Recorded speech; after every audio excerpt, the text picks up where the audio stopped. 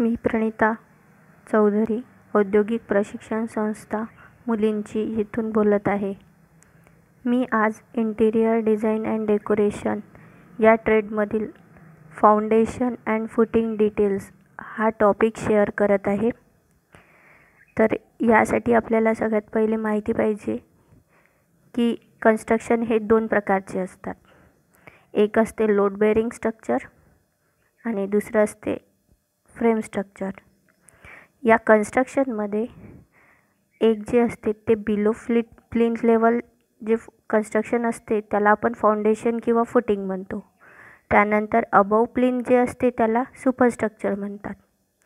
या फाउंडेशनमध्ये shallow foundation आणि deep foundation हे 2 प्रकारचे फाउंडेशन आहे. आणि फाउंडेशनच्या पण खाली एक भाग असतो त्याला म्हणतात फुटिंग. तर शॅलो फाउंडेशनमध्ये डेप्थ ऑफ फाउंडेशन जे आहे ते फाउंडेशनच्या ब्रेथ म्हणजे रुंदीपेक्षा हे कमी असते. आणि डीप फाउंडेशनमध्ये डेप्थ जे आहे फाउंडेशनचं हे डेप्थ जी असते ही फाउंडेशनची ती मोठी असते रुंदीपेक्षा. तर अशा प्रकारे ही ट्री डायग्राम मी काढलेली आहे. यामध्ये शॅलो फाउंडेशनचे प्रकार जे आहेत ते दिलेले आहे आणि इथे डीप फाउंडेशनचे प्रकार दिलेले आहे.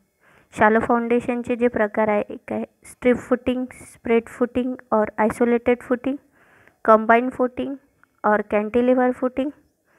त्यानंतर शेवटचा जो आहे तो मॅट और राफ्ट फाउंडेशन.